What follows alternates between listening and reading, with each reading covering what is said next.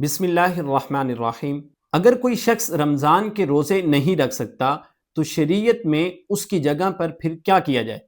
تو شریعت یہ اجازت دیتی ہے کہ اگر کوئی رمضان کے روزے نہیں رکھ سکتا تو وہ ایک روزے کے بدلے فدیہ ادا کرے، یعنی ہر روزے کے بدلے وہ فدیہ ادا کرے۔ اب فدیہ کون دے اور کسے دینا ہے؟ فدیہ دینے کی اجازت صرف اور صرف یاد رکھیں اس شخص کو ہوگی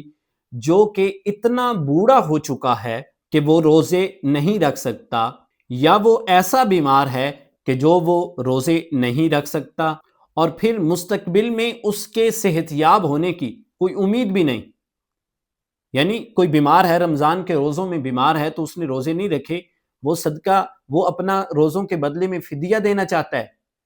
تب فدیہ دے گا کہ اگر اس کو امید ہے کہ میں نے رمضان کے بعد یا بعد میں نے صحت یاب نہیں ہونا، کوئی ایسی بیماری ہے۔ اگر ویسے کوئی نارمل بیماری ہے، بیمار ہے، کوئی سر درد ہے، پیٹ درد ہے، کوئی بھی چیز ہے، کوئی بھی ایسی بیماری ہے جو بعد میں اس کو وہ صحت یاب ہو سکتا ہے، تو ایسا شخص جو ہے وہ فدیہ ادا نہیں کرے گا، بلکہ وہ بعد میں رمضان کے روزے رکھے گا۔ یعنی بوڑھا ہو، بیمار ہو، جس کو دوبارہ صحت یاب ہونے کی امید نہ ہو، تو وہ شخص جتنا رمضان کے روزوں کا صدقہ فطر بنتا ہے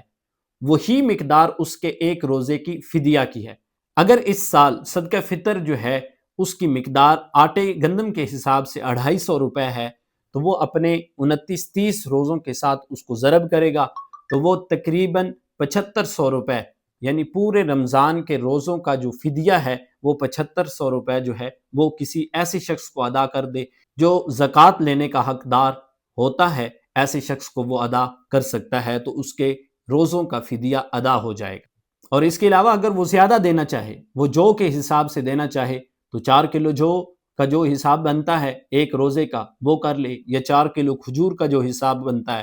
وہ کر لے، یا اس کے علاوہ کشمش 4 کلو اس کو ضرب دے لے 30 کے ساتھ، 29 کے ساتھ، جتنے روزے بنے اتنے روزوں کا وہ صدقہ فدیہ جو ہے وہ ادا کرے، تو وہ اس کے روزوں کی جگہ پر ادا ہو جائے گا۔